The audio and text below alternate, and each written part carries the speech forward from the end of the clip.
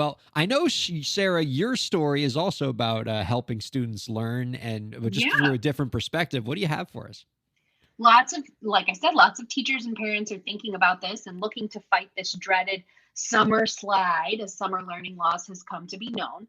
And for good reason, right? Summer learning loss is a real issue, with some figures putting that loss as high as 25 to 30% of a school year's worth of learning. And factors such as low socioeconomic status can make that even more prominent. Susan Whitnock, Sherman Independent School District Assistant Superintendent of Curriculum and Instruction, says that while students can experience summer loss in a variety of topics, reading and math are likely the topics hit hardest during the summer months. Specifically, math appears to take the hardest hit, as it isn't a topic that is used as often as our language skills are. We don't spend a lot of time walking down the street and having someone ask, "What's the square root of 144?" she said. So for a lot of kids, combating that can look like summer reading lists, workbooks, flashcards, and the like. But Whitnick said that one of the best ways to limit the impacts of summer learning loss is to work activities or mental exercises into the daily routine that sharpen thinking and exercise the skills they learned in the classroom, being more practical than, just these kinds of flashcard and book type activities. Part of the strategy is by working these activities into the normal everyday routine. For example, using practical math skills by having children develop a shopping list and budget for a grocery store trip, planning out meals and estimating how much of each ingredient will be needed. Another idea could be to use spatial and map skills by having them choose a specific route for a walk. While walking, have a conversation with kids about why they wanted to take this particular route. Basically, anything that gets the screens down and the mind working is a good exercise. So new She dad said, here is just writing these things down. yeah, by the way. right? I'm taking notes. She said anything where the parents have a conversation and put the phones down is helpful. Of course, reading or even listening to books or podcasts is another great activity.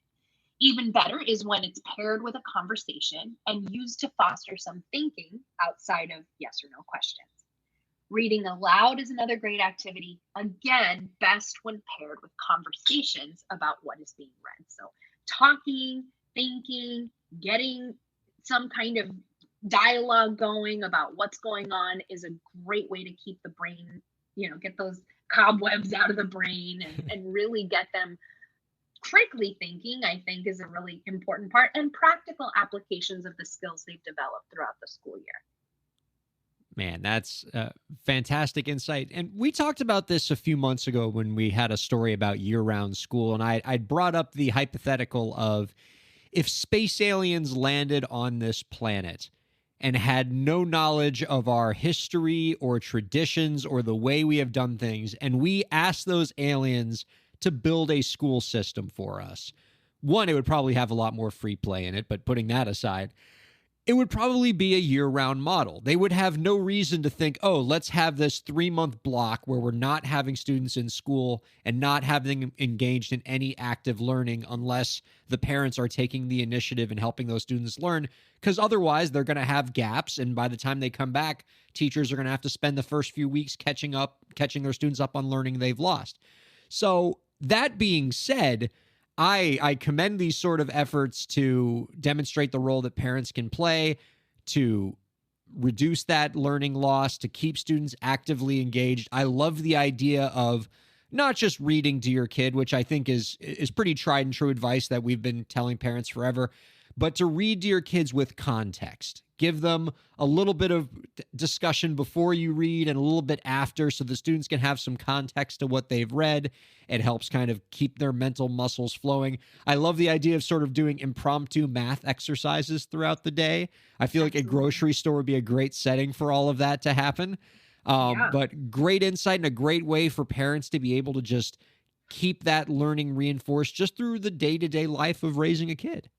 Absolutely. And I think that there's an argument to be made. And again, I know we say this a lot, but we did not plan these topics to go together. We really did not discuss this much before we started the episode. But I think there's definitely some argument to be made for combining these two strategies, right? And having kids talk about things that they're interested in, and maybe doing a little personal self-directed study on that. So if parents and kids come together and talk about, hey, let's make like a summer bucket list, right? Like, or a shovel and pail list, right? How are we going to fill that bucket with things that you want to know or do this summer? Other than like, okay, theme parks and stuff like that, I really am a big believer in experiential learning and talking to kids about even things that we learn. If you want to go to the beach or the pool or whatever, or go to a park, go do this. Having conversations about what you see and seeing other people and interacting and just having different experiences and talking about them and really asking why they're interested in this and what do they want to know, and helping them go down that rabbit hole of whatever it is they're interested in is a fantastic exercise. Not to mention, you're going to have a good time with your kid. And really, that's what matters, right? So if you're fortunate enough to have the opportunity to go and have some experiences, do it. Talk to your kid about what they want to learn and do and know. And if that means, at the risk of getting in trouble with every single English teacher I know, if that means you're not just reading the list of pre-approved books that was sent to you by the school district or, whoever, learn something, talk about something, connect with someone, that's going to make this learning loss much, much less prominent. And, you might even have fun. You're going to get a lot of smoke from those English teachers out there, right? Johnny Tremaine is not going to read itself, Dr. Fye. That's true.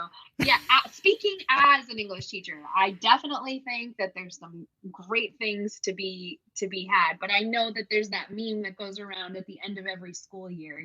No teacher is sitting on the beach in the summer like, oh my gosh, I can't wait to read that new novel and do a diorama about it. Absolutely. So, yeah, there's heat to be had, but there's also other ways we can get this learning happening. So in addition to all the fantastic programs that I know a lot of schools are putting on, there's some great things that families can do together to get that learning to happen. And to the extent that we feel like the traditional K-12 system isn't doing enough to tap into our students' natural intrinsic desire to learn and to play alongside their learning, perhaps summer can be that place that fills the gap. On a previous episode, Sarah, you had a great story about summer enrichment activities that schools are sponsoring. Yeah. So that's a similar kind of idea. And it sounds like that's an example of schools identifying this as a need and providing opportunities to fill it, which is a great development. Yeah, and I'm glad you mentioned that, because I think there is a big difference between what educators are trying to accomplish with summer enrichment programs and what families and kids might be doing during the summer, right? So this is not to say like, okay, taking a walk every day is all that needs to happen if your kids' teachers have identified some specific things that they want to accomplish with your kid over the summer. But I know that I speak to a lot of parents that are genuinely asking, what can I do for my kid over the summer, right? They go and they purchase these, programs or whatever is being marketed to parents for summer learning. And it really doesn't need to be that complicated. And if you're a parent that is concerned about, I don't know how to help my kid in math, or I'm not a great reader, I don't know how to help my kid with this, it can be as practical as building these activities, having these conversations. That's going to help your kid more than you realize. So I am so grateful to all of you for being with us this school year. I'm so grateful that we're going to take a little bit of a break, to be honest. I'd like to enjoy a little bit of summer. And I'm so excited that we're going to get to welcome a new Corella into the world very, very soon. So thanks for being with us, and thanks for, supporting us on our summer break. We hope to be back with you pretty soon. And in the meantime, we have hundreds of episodes, 100+ episodes that you can go back and enjoy. If you like, you can reach out to us using the hashtag Big Ideas in Education. We'd love to hear from you, and we hope you have a great summer. And we expect you all to have the reading list read by the time we all come back in the fall. So